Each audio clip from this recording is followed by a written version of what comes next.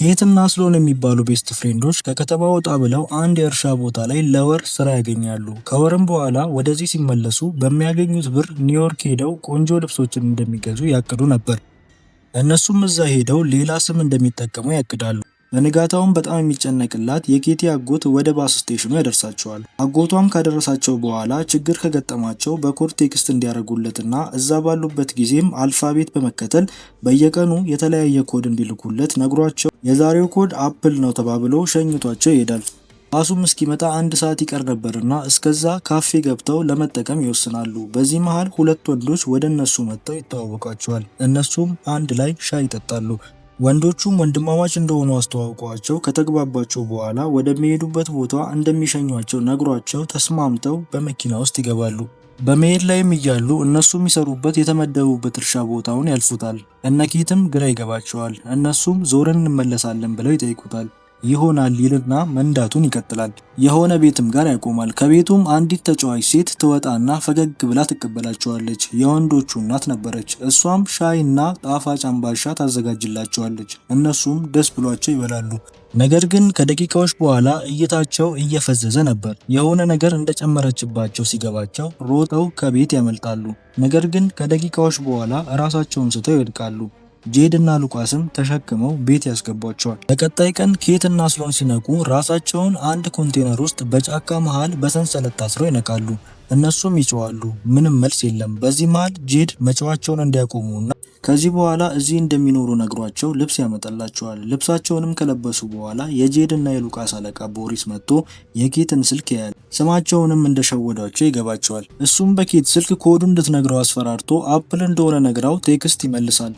ለሺፍታቸውም እንዲዘጋጁ ኬት እና ስሎን ሻወር እንዲወስዱ ያስገድዷቸዋል። በዚህ መሃል የከተማው ሸሪፍ የፖሊስ አለቃ ይመጣና እነ ጄድ ላይ ሽጉጥ ይደቅናል። ኬት እና ስሎንም ከፖሊሱ ጀርባ ሄደው እንዲያግዛቸው በመጠየቅ ላይ እያሉ ሽጉጡን ያስገባና ይስቃል። ድራማ እየሰራ ነበር። እሱም የእነሱ ተባባሪ ነው። ይሄም የማይረባ ፖሊስ በሰው ልጅ ንግድ ላይ የተሰማራ ሲሆን የመጣውም ከሴቶቹ ጋር ለመተኛት ነበር። የፈለገውን የሚያደርግና ይወጣል። ወደ ከተማም ስንመለስ አጎታቸው ያዕቆብ በጣም ተጨንቆ ከሚስቱ ጋር እያወራ ነበር። ኬትም የላከችለት ኮድ ተመሳሳይ ነበር። ጫካ ውስጥም ስንመለስ አንድ ተንኮለኛ ከስተመር ይመጣና ስሎንም መጥቶ ይዟት ይገባል። አጎታቸው ያዕቆብም ወደ እነ ኬት ስራ ቦታ ይደውልና እነሱም እስካሁን እንዳልመጡ ይነግሩታል። እሱም ችግር እንዳለ ተረድቶ በችኮላ ሊፈልጋቸው ይሄዳል። ቀጣይ የመጣው ከስተመር ደግሞ ራሱን ደብቆ ነበር። እነ ኬትም ማስክ እንዲያደርጉ ይገደዳሉ። ኬት ማስኳ ስለወለቀ ስሎንን ይዟት ይገባል። ከወጣም በኋላ ስሎን በጣም ተማራ ታለቅስ ነበር። አጎታቸው ያዕቆብም ወደ ፖሊስ ጣቢያ ሲሄድ ያንን የቀድሞ አስቀያሚ ፖሊስ ያገኘዋል። በንግግሩም ስንረዳ ያዕቆብ ኤፍቢአይ ነበር። ለፖሊስም እንደታገቱ ያወቁበት መንገድ የላኩልኝ ኮድ የተሳሳተ ነው ይለዋል። ፖሊሱም በድንጋጤና በንዴት እንደሚረዳው ይነግረዋል። ጫካ ውስጥም አለቃው ቦሪስ ለነጄድ ኬት ስለ ኮዱ እንደዋሸቻቸውና አጎቷ ኤፍቢአይ እንደሆነ ይነግረዋል። ስራቸውም እንዳይበላሽ ገሏቸው የሆነ ቦታ እንዲቀብራቸው በመንገድ ላይ እያለ ኬት በቀዳዳ እየሰማቻቸው ነበር። ፍለጋውን የቀጠለው ያዕቆብም መጀመሪያ ያወረዳቸው ካፌ ላይ ገብቶ ለባሪስታው ፎቶውን አሳይቶ ይጠይቀዋል። ባሪስታውም በሰማያዊ መኪና ከሁለት ወንዶች ጋር እንደወጡ ይነግረዋል።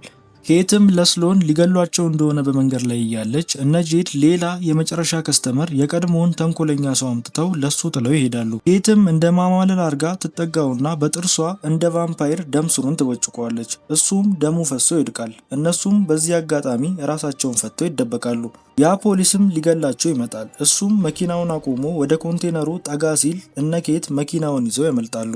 ወደ ከተማም ይሄዳሉ። ነገር ግን ቤት መግባት አልፈለጉም። የህንፃ መሳሪያ ስቶር ውስጥ ይሄዱና የሚያስፈልጋቸውን ነገር ይገዛሉ።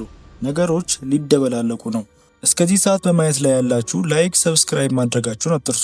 እነሱም ቦሪስ ባለሰማያዊ መኪና ቤት የት እንደሆነ ይጠይቁታል። ካሸሩም ይነግራቸዋል። በሌላ በኩል አጎታቸው ያዕቆብ ኢንሹራንስ ቦታ ሄዶ ስለ ሰማያዊ መኪና ባለቤት ይጠይቃል። ተጋጭተውም እንደነበር ፈጥሮ ይነግራቸዋል። እነሱም መረጃውን ይሰጡታል። እነ ኬትም የቦሪስ ቤት ገብተው የቴኒስ ኳስ ላይ ሚስማር አድርገው ይቀጠቅጡታል። ደም በደምም ያደርጉታል። አሁን ጊዜው እነሱ ነው። ጠረጴዛው ወደ እነሱ ዞሯል። ቅድም ሲለመን የነበረው ቦሪስ አሁን ህይወቱን እንዲምሩለት እየለመነ ነው። ቤት ውስጥም እነ ኬት ማስክ አድርጎ መጥቶ የነበረው ሰው ማን እንደሆነ ቦሪስን እያሰቃዩ ይጠይቃቸዋል። እሱም ይነግራቸዋል። እነሱም ወቅተውት በጀርባ በር ወጥተው ይሄዳሉ። ያዕቆብም ሲገባ ቦሪስ እያቃሰተ ያየዋል። ድምፅም ሰምቶ ሲወጣ የሆነ ሰው ሰማያዊ መኪናውን ይዞ እየሄደ ነበረ። እነ ኬት ነበሩ። ያዕቆብ ግን ቦሪስን ወደ ሆስፒታል ይወስደዋል። ነገር ግን ቦሪስ መትረፍ አልቻለም። አሁን የያዕቆብ ጭንቀት በጣም ይጨምራል። በነኬት ስልክ መደወል ይጀምራል። ነገር ግን ስልኩ ፖሊሱ ጋር ነበር። ፖሊሱም ቀድሞት ሽጉጥ ይደቅንበታል። እነኬት ጋር ስንመለስ ያ ባለማስክ ደፋሪው ሰው በሚገርም ሁኔታ ፓስተር ነበር። እነሱም ተረዳድተው ፓስተሩን ይጠቁታል። መኪና ላይም አስረው አስፋልት ላይ ይጎትቱታል። በመጨረሻም ጋዝ አርገው አቃጥሎ ይገሉታል።